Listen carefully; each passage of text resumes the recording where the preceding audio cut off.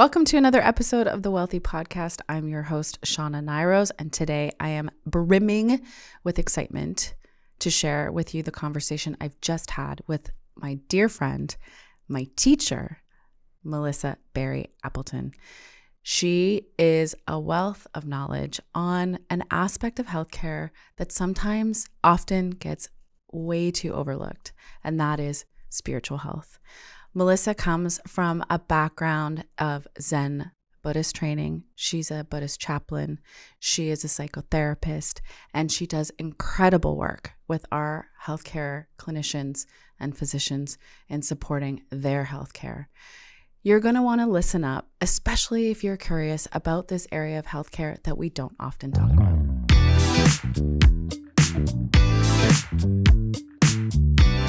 Welcome back to the Wealthy Podcast. I can't even tell you how excited I am about the topic of today's episode, spiritual wealth. And our guest, my dear friend, Melissa Berry Appleton. Melissa is an ordained Buddhist chaplain, meditation teacher, yoga and somatic movement practitioner, a clinical counselor, and so much more. She is the chaplain for UBC Okanagan and provides spiritual care for our interior health physicians. She brings over 20 years of experience in guiding individuals through mindfulness, movement, and deep inner work, supporting not just personal healing, but also the wellness of caregivers, health professionals, and our communities, including me. Melissa integrates science, spirituality, and compassionate presence. This is not your woo-woo spirituality. And she's probably going to take me to task for using certain words, but that's okay.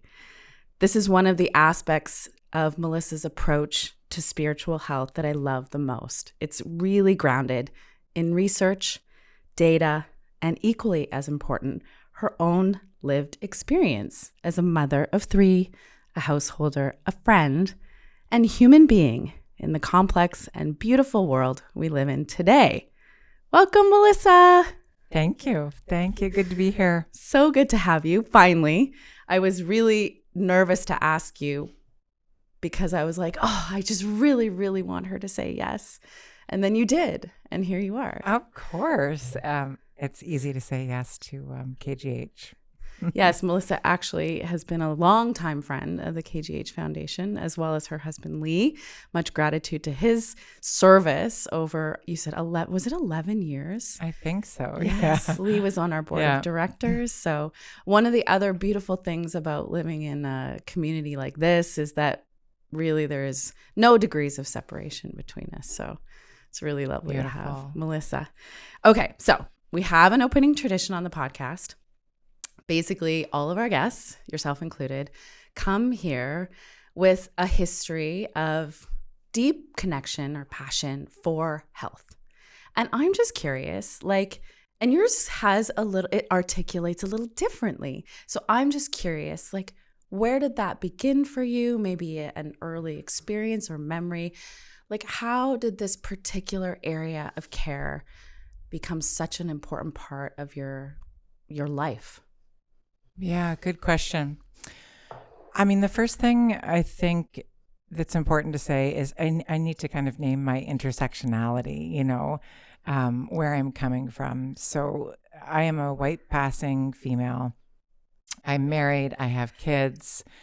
I have some indigenous bloodline. What else can I say? I practice in the Soto Zen tradition. I have some neurodiversity, and I have an enormous amount of privilege. And that's just really important for me to name for the benefit of listeners today. So, where did I become interested? Well, like any good Buddhist, I would say from suffering. I had some suffering. And right alongside that, I have always been a seeker. Kind of like longing and searching and asking questions and wrestling with things, combined with being a rebel. When I was young, I grew up in an agnostic family, and I wanted to belong and feel connected to something. And so I would walk to church by myself. I chose the Anglican church because it was the prettiest church in town. As one does. And I would walk to church by myself on Sundays and go and sit and listen. And I didn't understand anything. And I would go to the priest afterwards and ask all kinds of questions. And she would just kind of like shoo me away. You know, get out of here. Your parents aren't here. Like, get out. I tried some Christian camps. I had like tons of questions. I was like the little kid tugging on the back of the counselor the whole week. And your questions were probably complicated. Knowing you. Yeah. Probably. And I wasn't getting any answers. And then when I turned 15, I just went on like an amazing rebellious streak. I had a lot of success and I had a lot of falling flat on my face. And by the time I hit 25, I thought, I've got some things I want to do in this life. And if I keep doing what I'm doing, none of it is going to happen. And I had kind of a spiritual experience. I don't even like saying that word. But I had an experience where I kind of like stood outside, looked back in, and talked to myself with a totally different kind of speech than what I would normally use. And it altered things completely. And that's really interesting. And I want to ask you a question. It wasn't on the list, but I hope you'll permit me to ask, because I do know that you have been living sober for a number of decades. So was that also sort of that time when that choice was made? Yeah. Oh, you're so bold, Shauna. I know, I really am. I know. You're so bold. Yeah. I mean, I don't hold my anonymity. So I made a choice at the age of 25 to no longer drink. And yeah, I joined AA. Incredible people. Some of the most brilliant people I have ever met in my life are in those rooms, and they saved me. And I would do the whole thing again to learn what I learned. I think I've had like 13 years of university, and there's no education like 12-step recovery. It supersedes all of my academic education for sure. Yeah, and I don't hold that anonymous because it's also like a vow to all of those who are out there who are still suffering that recovery is totally possible and amazing. Yeah. Do you think that there was, I know there are many teachings within that program, but there was, a teaching that for you that kicked off perhaps maybe this chapter, a very, sort of storied chapter in your life of the next level of pursuit in sort of spirituality. And we're going to get into some definitions here, but I'm just curious if there was something within AA that you learned or that you absorbed or began to understand. Oh, there's so many things. Yeah. And actually, I was sitting with a client last week, and I asked the question about surrender. And I think the very first thing that I learned was to surrender, which, as you know, is like still not easy for me.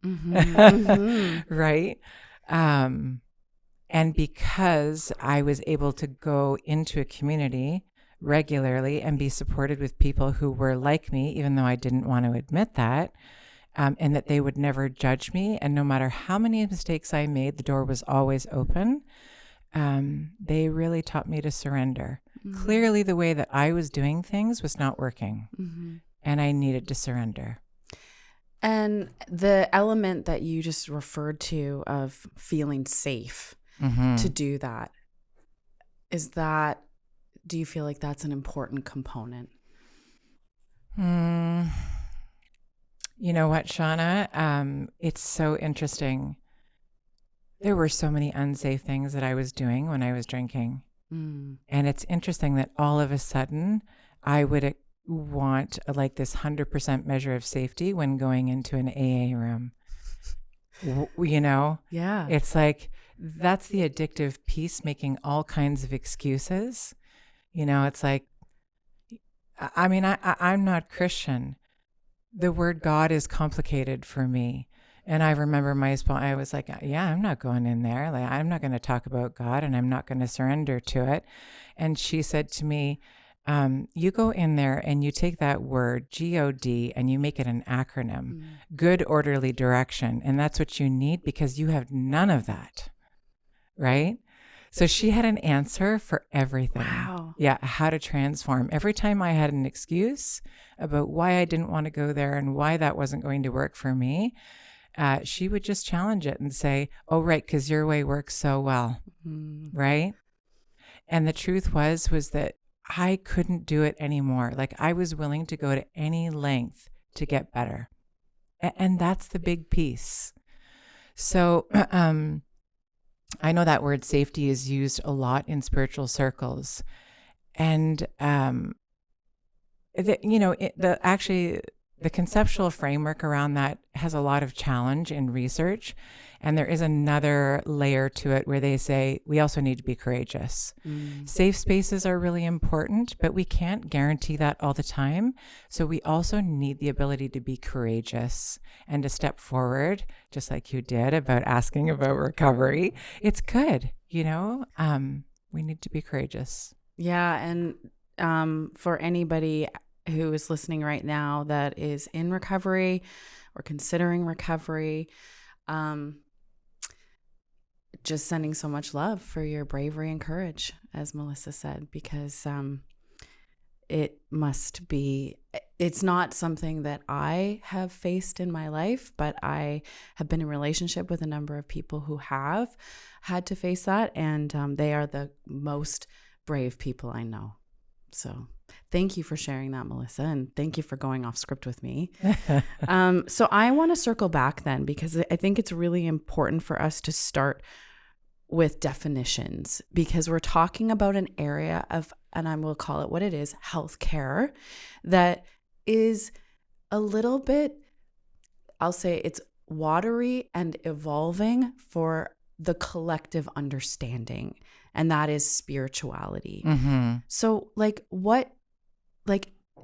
from your perspectives and all of those areas of expertise that you have that I've listed in the intro, like, what is spirituality? Mm-hmm.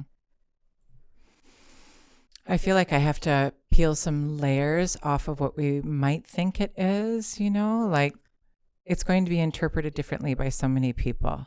So if we were to move into the religious arena, it would have a definition. So I'm like peeling away the layers of religion, and even belief systems. Like anytime somebody says, well, this is my belief, I believe this, like, yeah, let's peel that back too. And then I think it really comes down to the way that life is breathed into us, and how we experience and feel our sense of purpose in this world, how we experience our sense of meaning, the ways that we feel connected, and the different parts of life that kind of animate our being, really animate us and bring us to life. Mm-hmm. Okay, so I'm going to even roll it back deeper and ask you, when you say life, it's so funny because, you know, here we are, we're recording in a hospital, you know, the definition of life even can be interpreted in many ways. And so my understanding, when you say life in the context of that definition, we're not talking about the heart beating and the blood flowing and all of that. Like, it's something a little bit different, maybe. I mean, life, to be alive, means that there's going to be another inhale, where the body is receptive and receives an inhale. Last exhale ever, with no inhale afterwards, is the end of life. I can't stray too far from my fellow physicians on that one. I love that. And the way that a person like there's all kinds, what is a good life? What's a healthy life? What's a not healthy life? That's pretty subjective. Yeah. All right. Well, Yeah. then we're going to get around to that question in a different way. Okay. And I appreciate that answer so much. Again, just kind of peeling back the layers.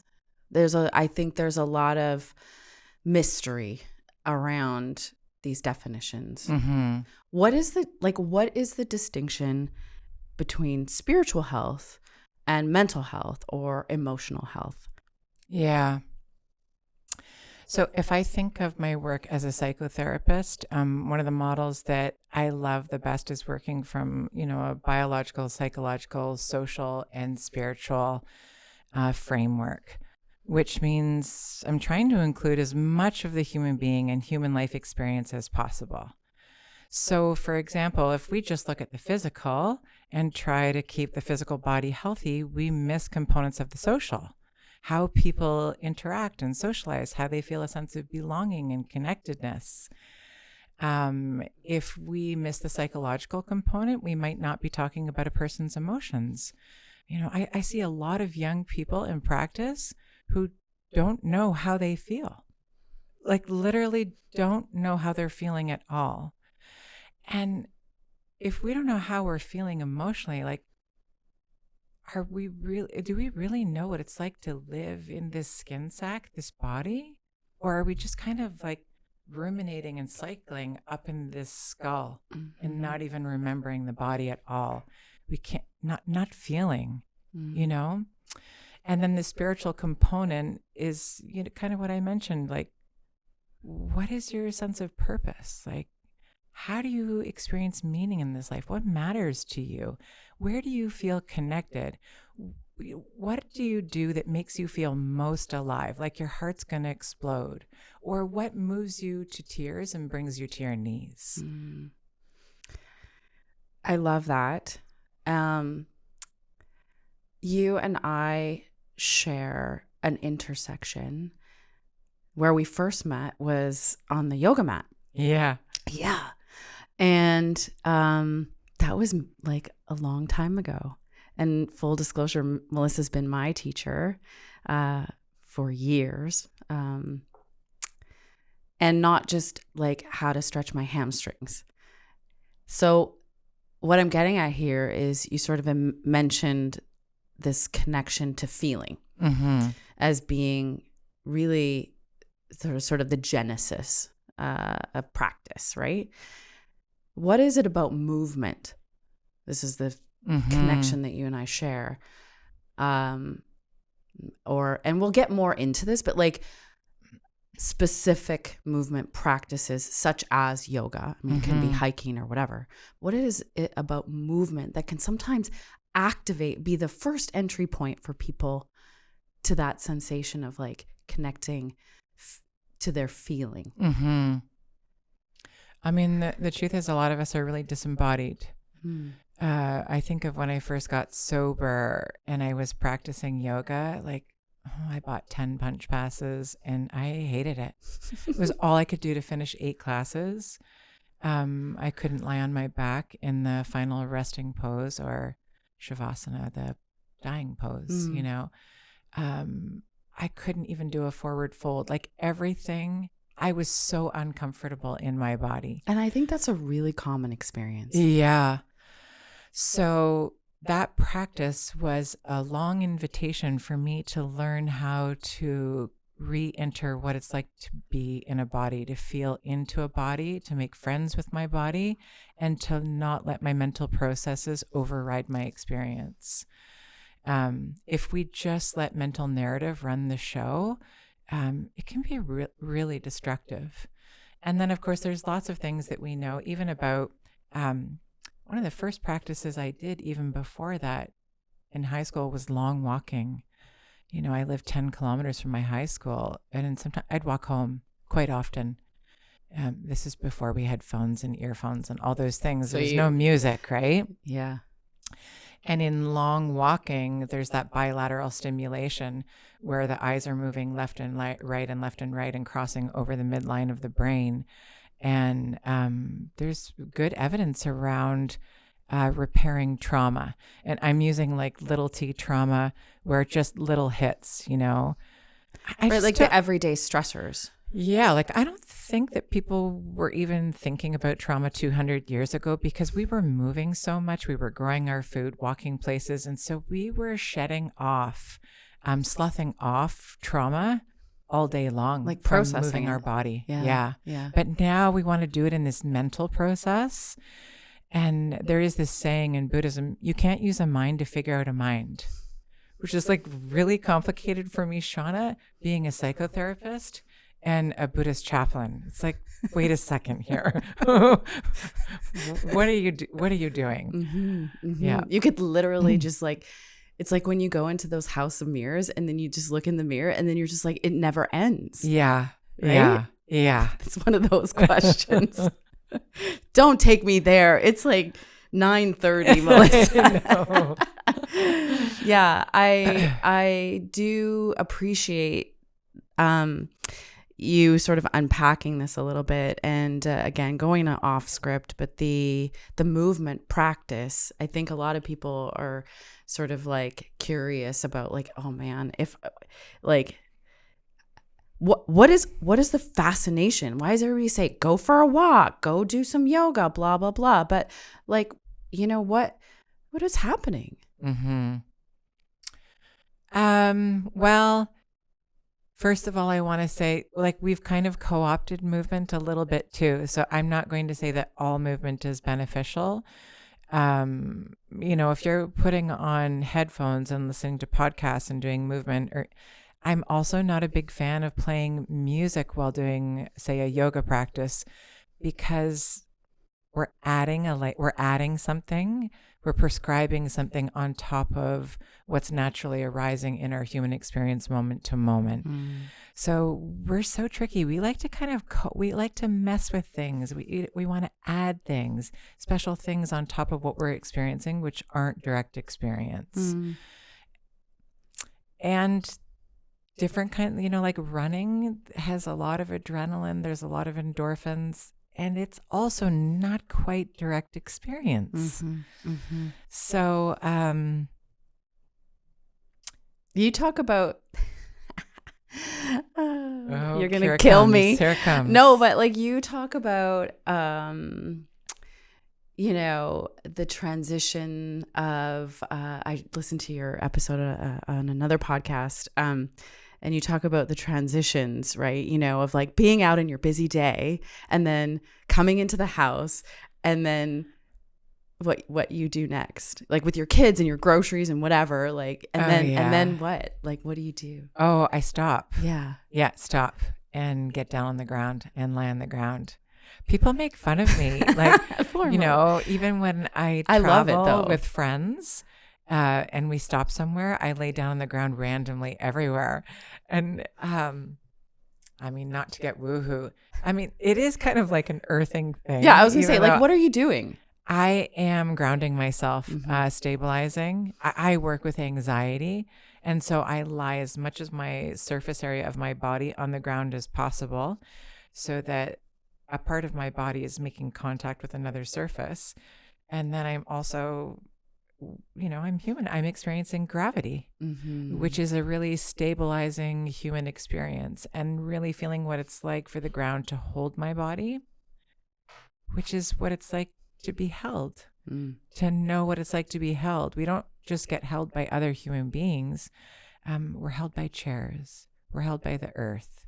We're held by our beds. If we stop and take time to really experience it, which doesn't mean going to my phone and picking an awesome playlist to go and be on the ground or having my phone close to my body. It's no. The groceries are not unpacked. The kitchen is a disaster, and I'm stopping the chaos, and I'm lying down and letting go. It's a surrender again, right? And what is happening, like, on the inside? Both, I think, again, from your bio, social, psycho scientific, because I know you Spiritual, know all yeah. these things. Like Yeah. it's not just, it isn't just woo woo. Like Yeah. what's happening in that moment Right. of pause, stop. I mean, I know we can't all just lay down on the ground when we get Yeah. overwhelmed or in transition, but we can all find a place for it. So I just want to know what's happening.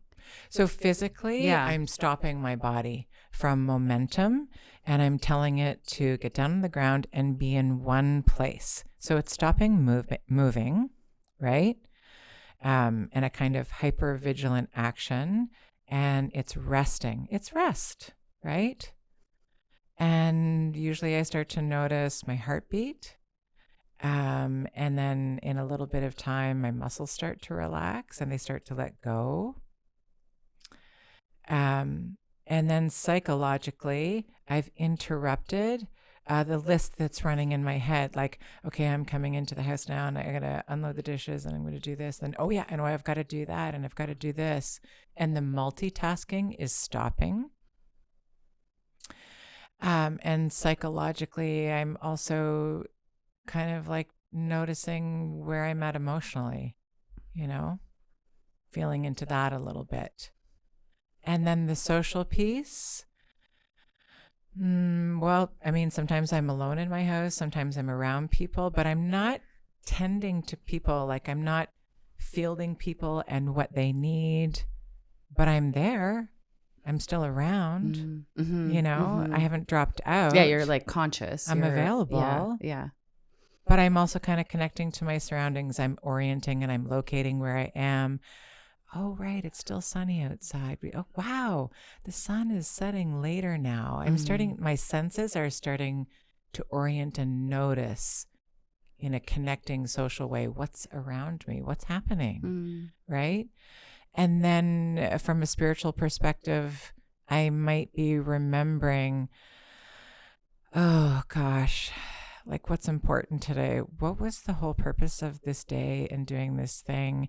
And now the multitasking list starts to reduce.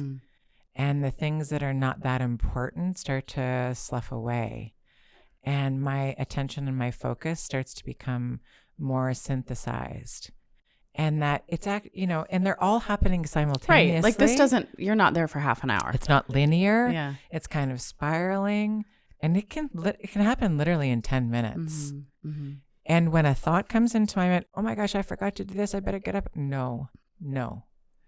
You're stopping, Melissa. Right now, it's just this.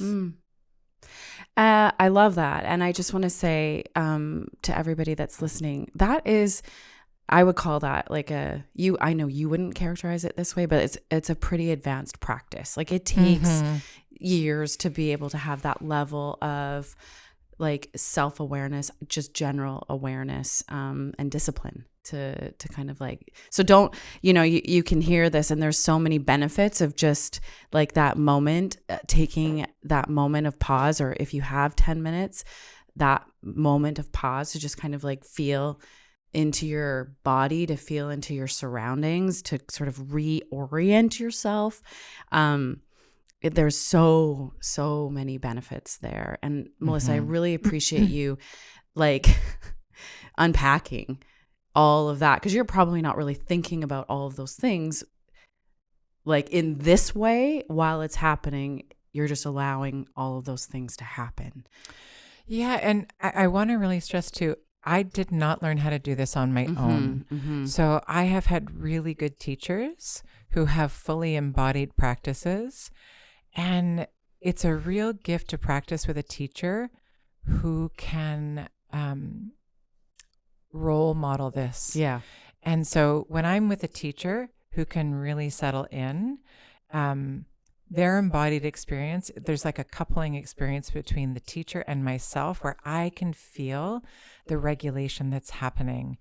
And it encourages me to keep going. People will say, meditation is profoundly different when you sit in a group of people than when you try and do it alone.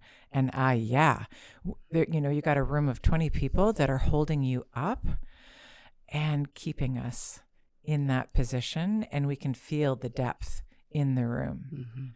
So I don't know that that practice would be as strong for me if I just tried to navigate it on my own. And that's a great place for us to segue into, because you are a teacher. You teach this. And you've taught me this, and you've taught me how to practice this. And it has literally changed my life. And I know you have had that level of impact on many people, including the work that you're doing now with healthcare practitioners. So I kind of want to know, like, what do you, like, tell me about your work. Like, what do you, I know you're a teacher, but there's all sorts of other things that you do. Tell me about that.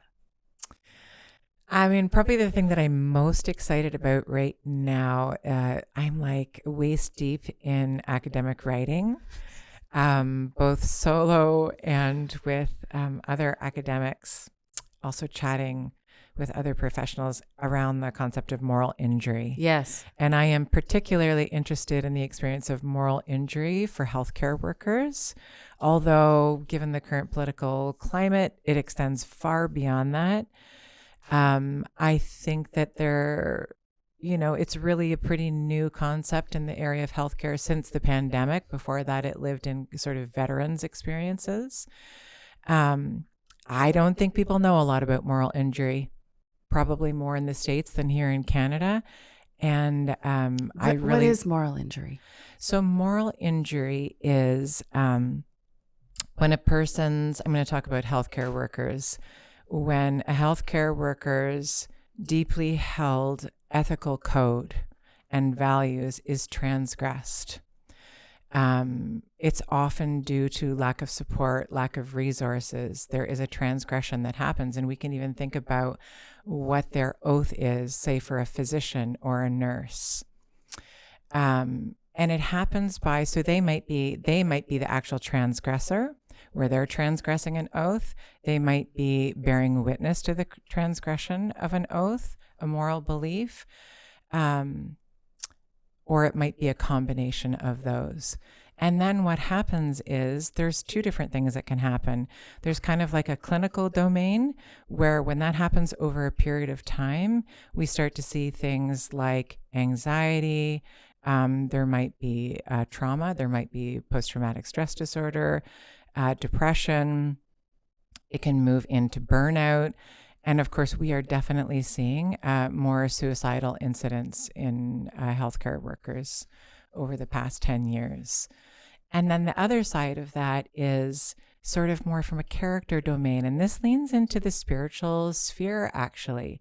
Although we might not call it that, and in the realm of healthcare, I'm really cautious around that word because it's a deterrent. And there are a lot of deterrents for healthcare workers to be able to access help. So I'm always like trying to remove those barriers.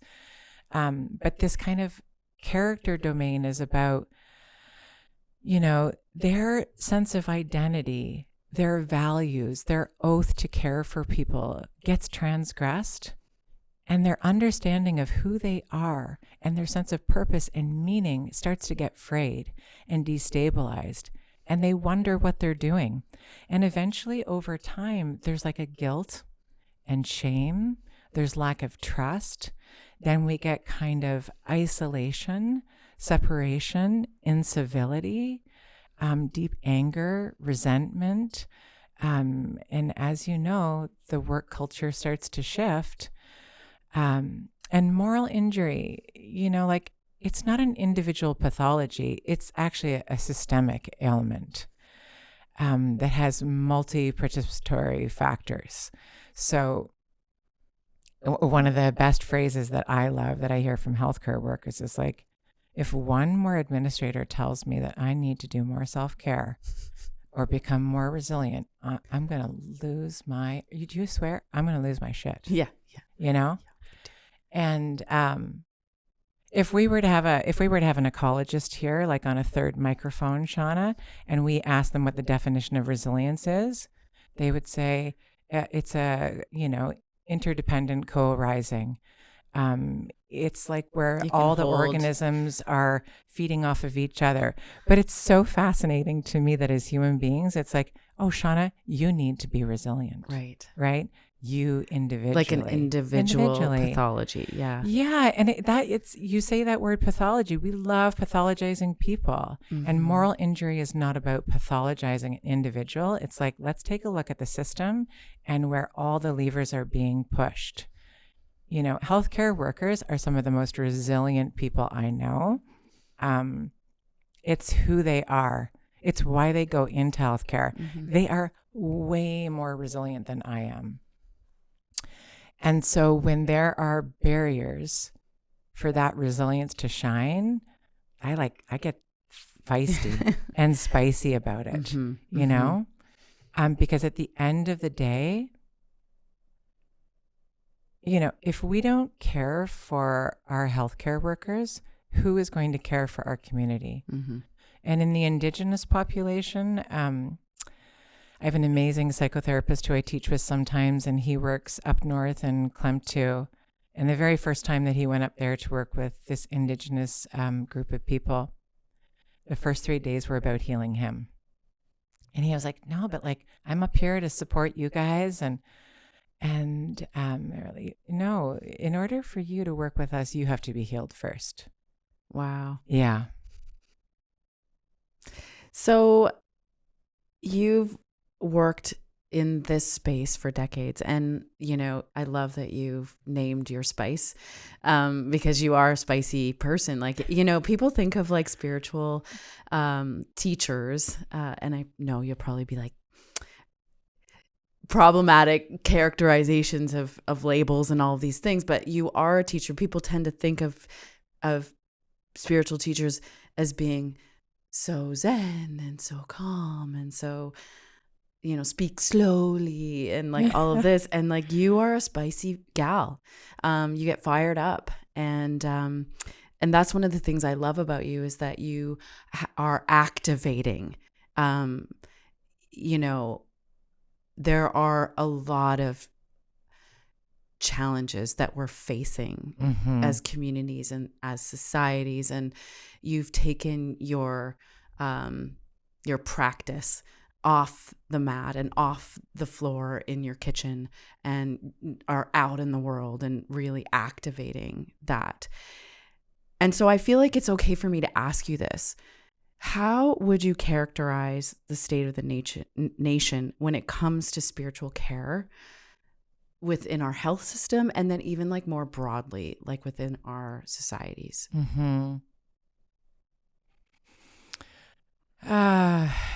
That's a really hard question. I mean, if I speak from a chaplain perspective, you know, if we were to go down into the States, the average hospital has 7 chaplains, right? We have 1 here at KGH. And then, you know, south of the border, there would be like, you know, a Jewish chaplain, a Christian chaplain, a Buddhist chaplain, an interfaith chaplain. And chaplaincy care would be for patients as well as staff. And it wouldn't just live in the spiritual domain, you know, just general wellness domain. If we go further east in Canada, we'll see more chaplains, let's say in Ontario. Or like most universities back east have full paid chaplains. And for the Wild West, we're just, you know, we're a little bit behind, and spiritual care isn't as much a part of our healthcare out here at all. And it's a big missing factor. You know, we are not just skin sacks walking around with organs and components that need to be fixed. And also, when I think of the healthcare workers that I work with, the support that they would receive by having more people in healthcare centers who provide that sort of social, spiritual care would be really important. Or even to resurrect, you know, it's like the number one thing I ask about with healthcare workers is, tell me, you know, why you're doing this work. Not like, oh, because first I took biology and then it seemed like a good idea. No, like deep in your heart. Why are you doing this work? I really want to know, what is the thing that makes you tremble in your heart? Why do you do this? And try to teach them to remember that all the time while they're working. Is that a good inquiry for everyone? Like, and let's just put it in a box around, say, our work. I mean, work takes up so much of our lives. Mm-hmm. That question of like, why do you do this? I mean, I've been pretty open. I love that you've sort of named your privilege in this conversation. I haven't done that, but I have been privileged. I've had opportunities that have come to me based on, where I was born, and, I am a white woman, all of these things. But I had sort of, I call it my coming to Jesus moment, where I was doing work that didn't make me tremble at all.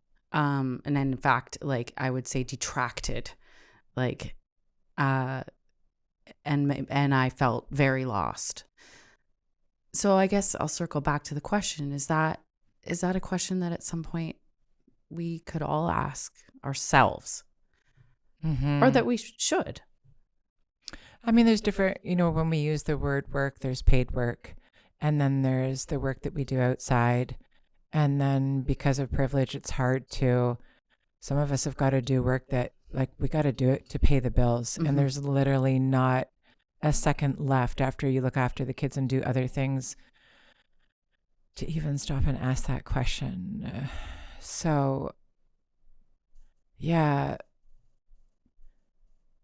I think it's a really good question to ask. And I think that asking, like, what is our purpose? What is our meaning? It doesn't have to be that we change our entire lives and that it has to be this big, grandiose thing. Sometimes it's the small, simple, mundane things that can bring deep meaning and purpose. And I think I love that. I have someone in my life who I'm really close to, and they would say their purpose is raising and being a mother. And like that literally lights her up. Yeah. And I think we think that finding our purpose, like we talk a lot about like, oh, we have to find our purpose. It's like become a trend on TikTok, like, but like there are still people that we still need people to scrub toilets and, work in Tim Hortons. Like it doesn't have to be, as you said, in this sort of box of the professional realm, right? Like it can be like, raising the next generation. Like that's such a valiant purpose. Well, that's the most important purpose. It won't matter who the next president or prime minister is at all. If parents don't have the support and the structure that they need to be a parent in a meaningful and purposeful way, parenthood is the most important thing. I love that. And I would like to schedule you for another podcast to talk all about that subject, because oh my gosh, I know we're, like I think parents are struggling right now, yeah, and it is sure. part of this conversation for sure. I struggle as a parent. Yeah, hardest work I have ever done in my life. Like it has been the biggest spiritual practice of my life to be a parent. The most rewarding, joyous, and it's almost taken me down. Like extraordinary. Yeah. Yeah. You talk about, I think we're going to get into some of the mechanics of spiritual practice, meditation and mindfulness and movement and all of that. But since we're here, yeah, right, and we're talking about activating spiritual practice in everyday life. You know, you've spoken before of, I love these. I want to steal them, but I'll steal them and give you credit. You've talked about your work in the domestic monastery. Yeah. You've also recently referred to, because you and I are in the same life stage. Our last little bird is about to fly the coop, and we're sort of staring down that next phase of life. And I know. I know. Like it's such a weird place though, because like part of me is like, woohoo! And then there's another part of me that is like gripping, you know? Get a whole other podcast, right? But like you talk about polishing the altar of your marriage. Mm-hmm. How are these spiritual practices? Let's talk about the domestic monastery. Okay. Yeah. I mean, that kind of came about for me because most of my training is at a monastery down in the States, Upaya Zen Center.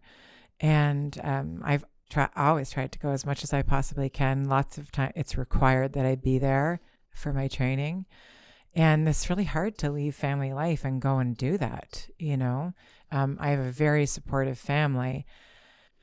And oftentimes I would want to spend more time in the monastery, but I am a mother. And so it was like, how do I be in the monastery at home? How do I enliven this practice right in my home? While I'm cleaning, while I'm making dinner, while I'm driving kids to all their sporting practices, ironing, whatever. You iron stuff? I don't Yeah. know. That's good. You know what? Yeah. I make salad. Not anybody else's I make but salad. mine. That's my spiritual Salad. I make salad. I chop vegetables.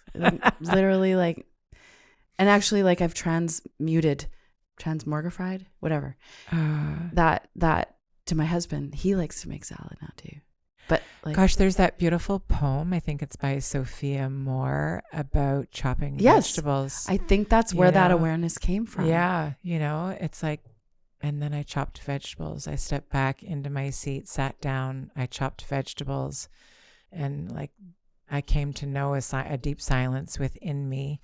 Something about a clear lake, a pool, something calm for those I love to come and sit down with me. Mm-hmm. And basically that domestic monastery practice is about tending to one's own being, to have a really stable and solid presence where there isn't high reactivity, where your own embodiment kind of radiates out and impacts the entire family. Mm-hmm. It's basically, you know, like, if mama ain't happy, nobody's happy. That's kind of what it is, right? Mm-hmm. And nobody is going to do that for me. I have to do that as a mother.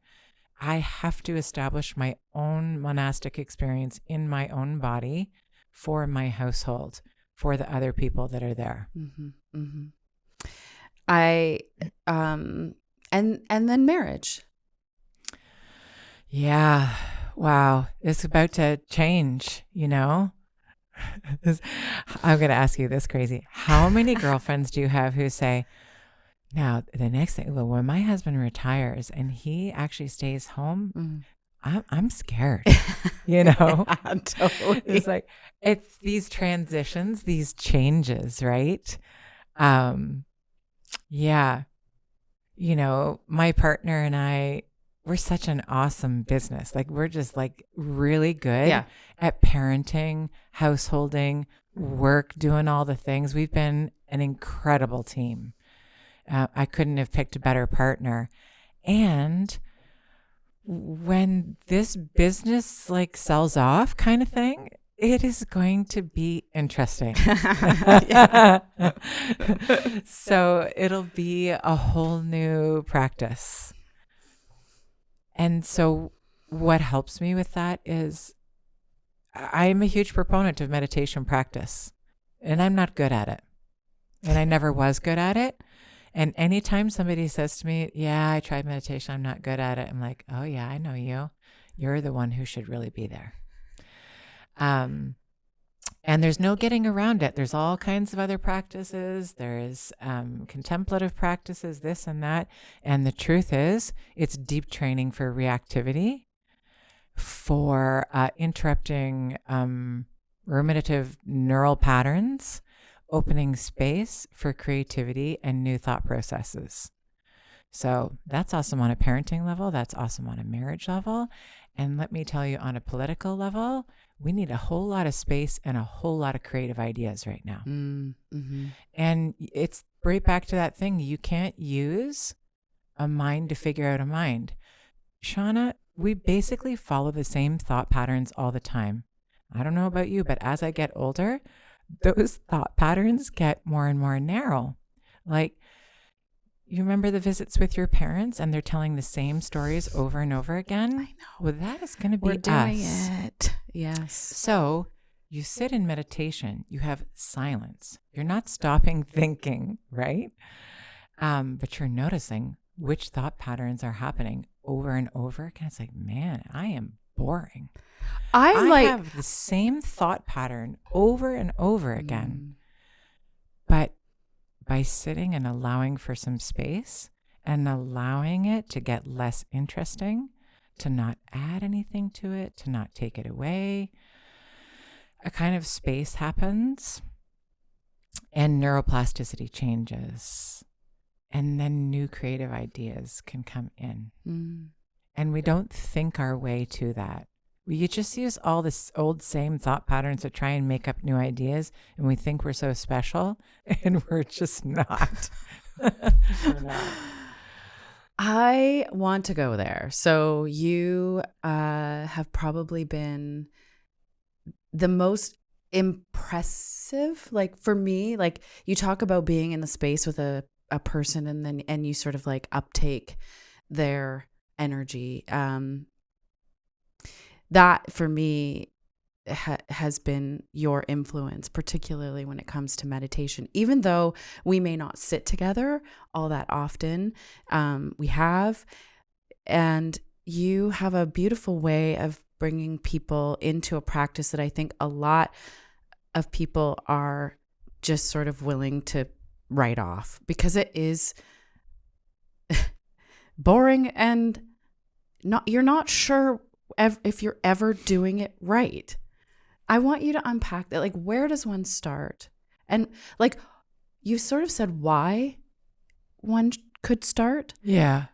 But how? How? For the purposes of meditation, I do think people need a teacher. I know people use Headspace and the other apps and stuff like that, and I know they can be helpful. It also helps to sit with people. Like, I don't know what I would do without my fellow meditators that I sit with in person. They hold me up. We hold each other up. And it would be really lonely to just do it on my own. And then the other thing is that sometimes we need adaptations, like different ways of sitting. Sometimes people have to lie down. People have different neurodiversities. They have experience of trauma, and there needs to be different kinds of modifications. What else can I say about it? Tell me again. What am I not saying? So I've decided that I'm going to commit to meditation because intellectually, I know it's good for me. I know it's gonna help me be less reactive. It's gonna help me not flip people the bird when they cut me off in traffic. It's gonna help me, be a better wife to my husband and mother to my kids. So I sit down in a quiet space in my house. I sit down. I buy one of those fancy little cushion things that you sit on, and I sit on it and I sit up straight, and my hips kind of hurt. But I'm gonna get through this. What do I do? Do I just sit there and close my eyes? Pretty much. Yeah. Yeah. So, I mean, meditation is like a whole series of contradictions as well. We just said all the benefits and stuff, but actually we're not trying to get those. We're not trying to get anywhere. Can That's you just the let big me have a part. goal? No, there's no goal. And that's a big piece, right? We're just sitting down right in the middle of our lives and coming to intimately know ourselves, all the things that are arising. Some of it we're going to like. We're like, oh, I like these thoughts. I'm going to add a little bit more in that. No. Or, oh, I don't like this. This hurts and that hurts. And you want to push it away. Well, I don't want to do this anymore. No, just stay.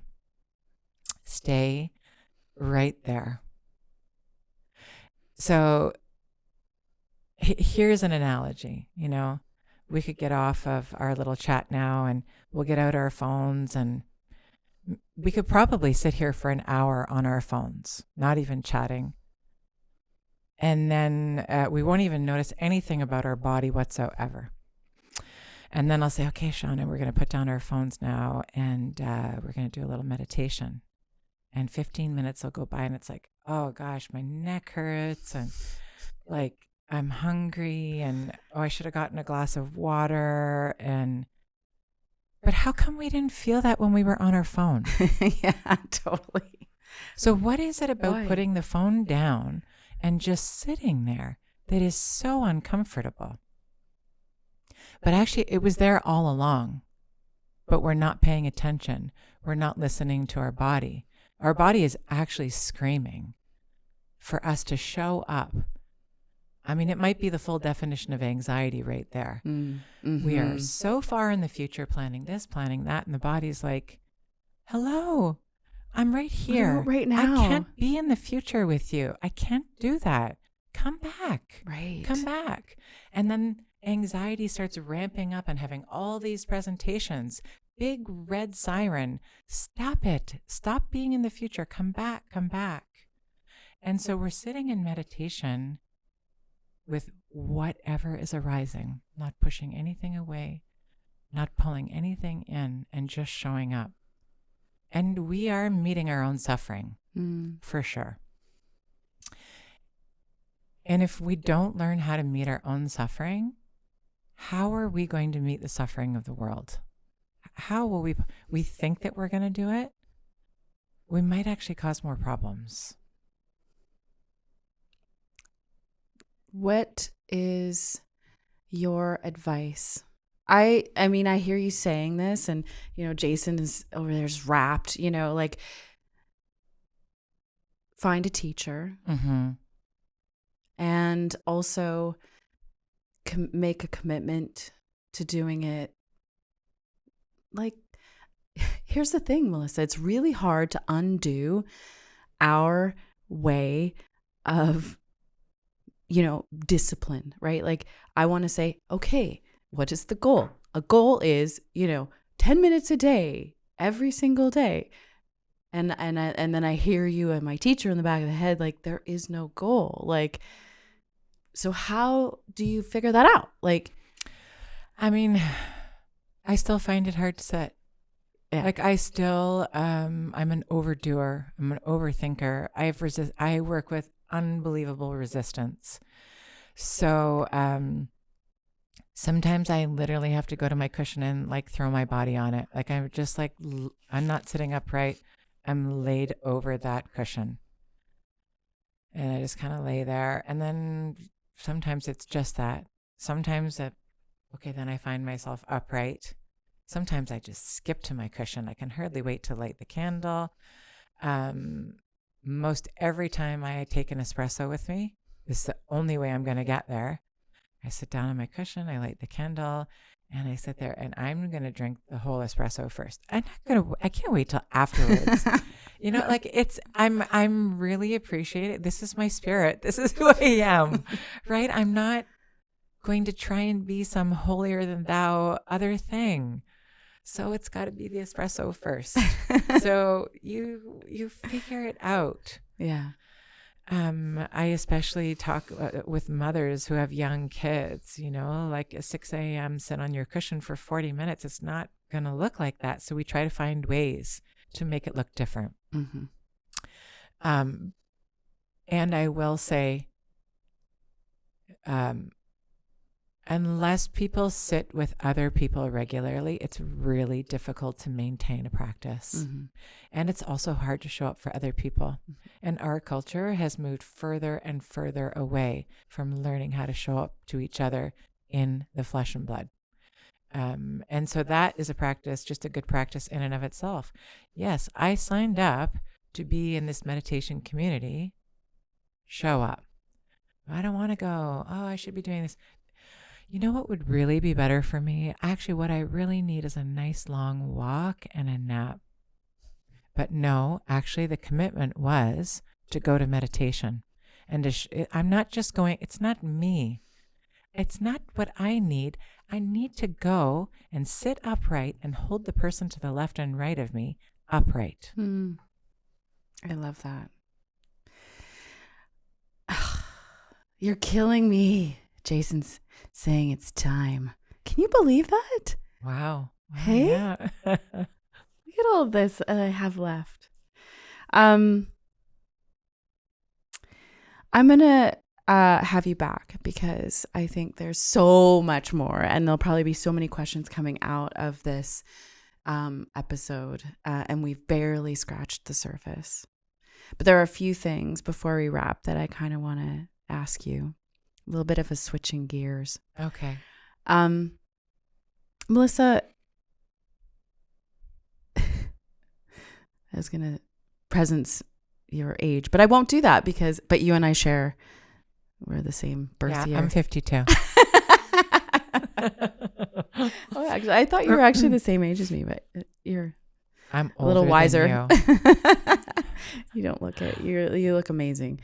And you are amazing. I am curious how your definition of health and what constitutes health care has changed over the years.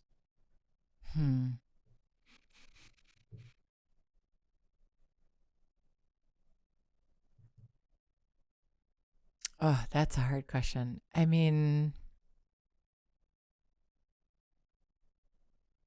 my ideal understanding, or like if I could experience the best healthcare possible, it would be one where all the resources of healthcare, meaning all the wisdom healthcare providers, didn't stay in silos, and they were open and receptive and collaborative, and that they didn't gatekeep their knowledge as being the right way. Because there are barriers in research and funding. And at the end of the day, I want the best healthcare possible for each person. I want each person to feel heard. And maybe that's it. Like, I want to know that when I experience unease or my health is at risk, that there is somebody there who will really hear me and go the length for me, whether they know or they don't know, and be so open and receptive to find all the resources possible when I'm terrified, when I don't have the answer.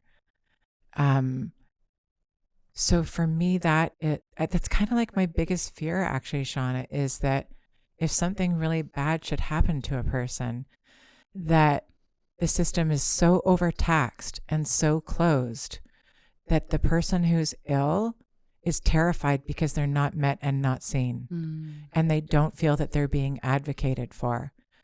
And this is not to place blame, because every healthcare provider that I have met also wants that too. And it's painful for them when they can't provide it. So the determinant of health for me is that someone will catch me, you know? I mean, of course, I'm into preventative healthcare. I do the best I can do. There's all those things. But, I'm a Buddhist, so, like we go right to how to work with suffering. Yeah. What areas, so, we think we're very clever with the name of our podcast, Wealthy. It's basically a nod that health is wealth. And we try really hard to capture all areas of health. As you said, we've siloed them. We're sort of bound by the constraints of our system and language. But like, if you were to consider, the totality of your own health, what areas of your health do you feel wealthy? From nature, the natural world. It is the biggest determinant of my health. That I live here in the Okanagan, and I have access to the mountains, the lake, trees, and I can get up close to it really quickly. The ecological world is the biggest part of my wealth as far as health goes. What's so interesting is that this is like what, episode number 29 or 30 or something like that. So I've interviewed a number of healthcare providers from all different areas of healthcare. And I would say the majority of them say the same thing. No way. Wow. Oh, why don't we take better care of it then? Right. If we know this. We're busy. As you said. Yeah, distracted. Not good enough. I know. Well, I'm just a parrot. I'm just sort of. What areas of your health are you working on? I know I'm trying to build muscle, Yeah. As we all are. Yeah. I'm trying to stay strong. My goal, is like, well, I hope I can work till I'm 70. I really want to work till I'm 70. And I hope that when I'm 80, I can still hike mountains with my kids. And I want to be able to like get up and down off the ground real fast. Interesting. Yeah. Yeah. So I hope I can still ride a bike up mountains at that age. Yeah. I love that. That's so awesome. Yeah. I mean, I don't know if I'll be able to see like the eyes and the ears. The eyes. Yeah. So anyway, we'll see. We continue. We lift heavy things and we go on long walks. Yeah. Melissa, just as we close, I would like to know, I know there's a lot we didn't get to today. We did get to a lot. But is there anything else that you'd like to share with our listeners? A message you'd like to leave them with? This is your time to make the choice. I know we were going to talk about rituals today. And one of the things that I just love so dearly about working with physicians over the past 3 years, we begin each session by lighting a candle. Somebody lights a candle, and then there's little pieces of paper, and we take 5 minutes of silence, and we write down all the names of the people, patients, friends, family members, who are ill, suffering, or who have recently passed away. And then we put all the names in front of us. And we just sit in silence for those people. And yeah, I do that in my own home. My family does this. And it's a ritual of just remembering other people other than ourselves. And it's also a way of connecting, feeling purpose, feeling meaning. And maybe that's just like a little trail that I'm leaving for what we might chat about next time. Yes. You also when we think about ritual, you also often mention having dinner with your family. Yeah. So it can be so precious and so mundane. You know, everybody should have people over for dinner. Yeah. All the time. Yeah. We don't do that anymore. Remember back in the day when you would have people over for dinner? I hate cooking. Melissa, you want to come to my house and make dinner for us? Wait a second. You make salad. Oh, yeah. Listen, I can make a salad. Yeah, there we go. It's got all sorts of bits in it. Yeah. Yeah. I chop a lot of vegetables. Okay. What a joyful, enlightening opportunity to sit with you and learn so much about you that I didn't even know, even after having known you for all of these years. It was such an easeful conversation around a topic that is pretty mysterious, I think, for so many people. So thank you for just bringing the clarity, but also, again, what I love about you so much, Melissa, is that it's all sort of grounded in real life. This is not a spirituality that you practice in a monastery in India. This is something that we can all live and breathe and move into in our daily lives right here in the central Okanagan, in the southern interior of British Columbia, in this beautiful country of Canada. Like, it's accessible. And so thank you. And I also, on behalf of all, I know you do a ton of work with our healthcare clinicians and physicians. And so I just want to thank you for all of the work that you do with them, because they are very near and dear to us here at the KGH Foundation, but also provide such, as you've said, such an important role and service to our community. So thank you. Oh, my pleasure. And right back at you. Thank you. Okay. Well, I definitely think we need to have like a version 2 follow up. Sounds good. Thanks for coming, Melissa.